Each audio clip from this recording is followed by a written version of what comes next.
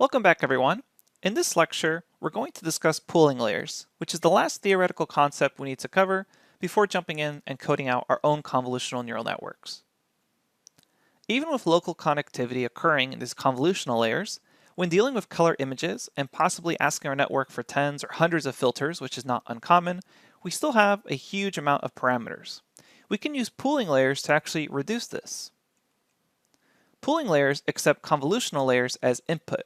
Here we see a very simple example of feeding in the direct input images to a convolutional layer, and then the result of the convolutional layer to the pooling layer. And as we just discussed, the convolutional layer has many filters, and then if we're dealing with color images, there's a filter per color channel. So we get very large tensors here in this convolutional layer. And even if there's still local connectivity to go from input to convolutional layer, we still have a lot of parameters. So as I mentioned, our convolutional layers will often have many filters. Here we just have a single filter being shown, but realistically we have many filters and then a filter per color channel, and we think of these as these large tensor objects. And what we want to do is reduce this. So let's just take a single filter and see how we would apply a pooling layer to the single filter. And eventually this will expand to many filters.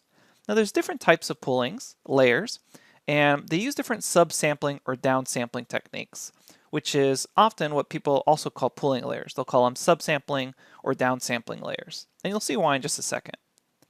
So what we're going to do is reduce the size of this 4x4 filter using subsampling. So what we're going to do here is we're going to use the max pooling layer. And what we have to decide on is the window size and then the stride length or stride count. And what we're going to do is essentially very similar to the same way we apply an image kernel or image filter on top of an image, we apply this pooling window on top of this filter. So we have this 2x2 window, and we're going to, with a stride of 2, pass it along this filter and then grab the max values here. So this is max pooling. So out of 1, 3, 2, and 4, the max value is 4, and we continue with this. This is the max value of 9, and this 2x2, and in this 2x2 window, we get again max value of 9, and then over here on the bottom right, the max value is 3. And while we do lose some information in doing this, you can see that the general behavior has actually still been kept. The general information of the top left and bottom right is that those values, or along that diagonal, seem to be less than the diagonals going from bottom left to top right. So we actually still get to keep that information. Except now we're dealing with just 4 parameters instead of the previous 16 parameters. So we've greatly reduced the number of parameters here while still being able to keep the general information. With average pooling, you do the exact same process, except in this case, instead of taking the max value, you just average out those values. So you can tell that this would greatly reduce our number of parameters, which is why we feed in convolutional layers into pooling layers. This pooling layer will end up removing a lot of information, and even a small pooling kernel of 2x2 with a stride of 2 removes about 75% of the data that's inputted into it. However, hopefully those general trends will still be true throughout the pooling layer. Another really common technique to try to help out with the training time and overfitting problems a convolutional neural network could face is the dropout layer. Now, we've already talked a little bit about this, but dropout can be thought of as a form of regularization to prevent overfitting.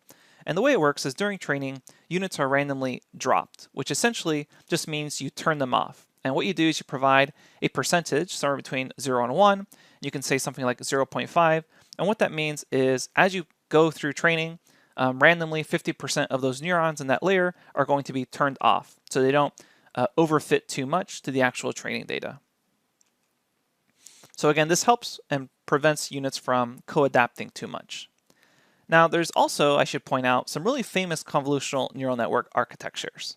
There's LeNet5, AlexNet, GoogleNet or GoogleNet, ResNet, and you can check out the resource links to papers discussing these architectures.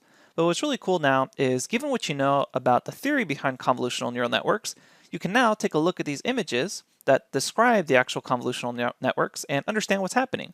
They're essentially just different orderings of either a pooling layer or a convolutional layer or a densely fully connected layer, etc. It's just the size of them, what order they belong in, and that is the network itself.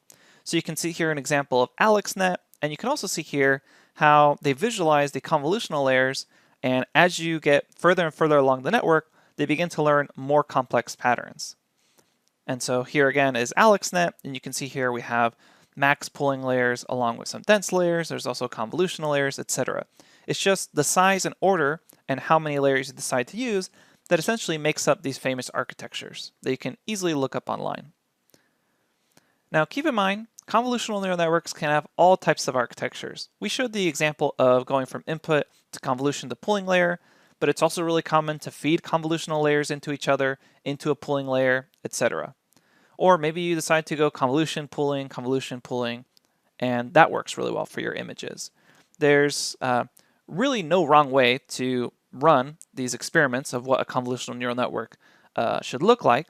The best way to figure out what the best network for you is to just try different combinations and then use your metrics to decide which networks work better than others.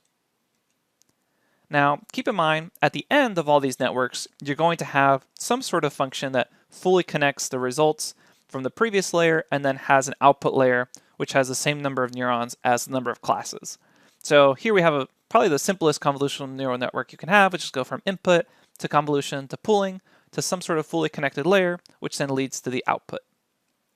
Okay, so now that we learned about convolutional layers and pooling layers and the way these networks all work together, let's go ahead and finally code out our own convolutional neural network. I'll see you there.